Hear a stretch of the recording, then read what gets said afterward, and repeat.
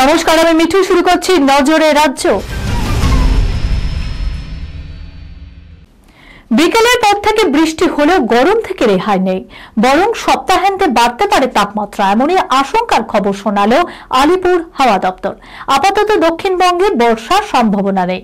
ঝড় বৃষ্টিতে কলকাতার রাতের তাপমাত্রা 4 ডিগ্রি সেলসিয়াস কমেছে। দিন ও রাতের তাপমাত্রা শনিবার সকালে স্বাভাবিকের চেয়ে কম ছিল, তবে বেলা বাড়ার সঙ্গে সঙ্গে বাড়বে তাপমাত্রা। আপাতত দক্ষিণবঙ্গে ঝড় বৃষ্টির সম্ভাবনা কম। সপ্তাহান্তে কলকাতা সহ দক্ষিণবঙ্গের বেশ কয়েকটি জেলায় শুষ্ক ও গরম আবহাওয়া বজায় থাকবে।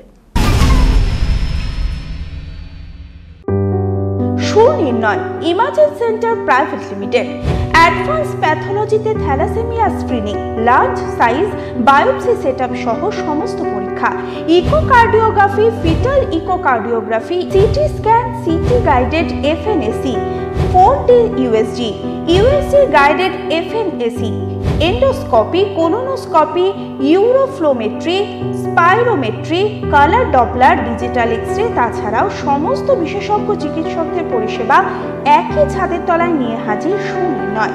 ঠিকানা 126/1 পিলখানা রোড, রানীবাগান, বহরমপুর, মুর্শিদাবাদ।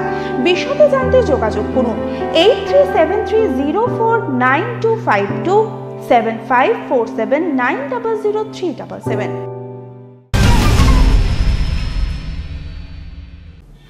পাশের বাড়ির বৌদির সঙ্গে জমিয়ে প্রেম স্বামীর। টের পেতেই অশান্তি শুরু করেছিলেন স্ত্রী। হাতে নাতে ধরতে রাতে গাড়ির পিছনে ধাওয়া করলেন বধূ। গোটা ঘটনাকে কেন্দ্র করে চরম উত্তেজনা ছড়িয়ে পড়ে বাসদ্রোণীতে।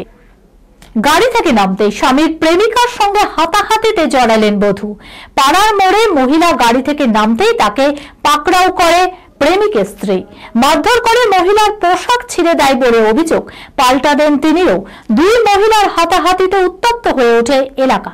এরপর রাতেই দু তরফেই বাসদ্রোণী থানায় লিখিত অভিযোগ দায়ের করা হয়। একদিকে যশোরে থাইল্যান্ড বেড়াতে যাওয়া, অন্যদিকে সপরিবারে নুসরাতের দার্জিলিং বেড়ানোর ছবি দেখেই সোশ্যাল মিডিয়ায় চর্চা চরম। তাদের সম্পর্কে সমীকরণকে প্রায় চা পেঁয়াজের পর্যায়ে নামিয়ে এনেছিল সমালোচকরা।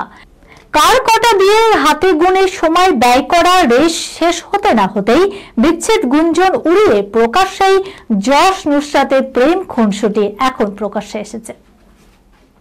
এই খবরের সঙ্গে শেষ করলাম আজকের নজরে রাজ্য। আপনারা দেখছেন টিভি 24 বাংলা, সংবাদ বিনোদন সারাদিন সারাক্ষণ।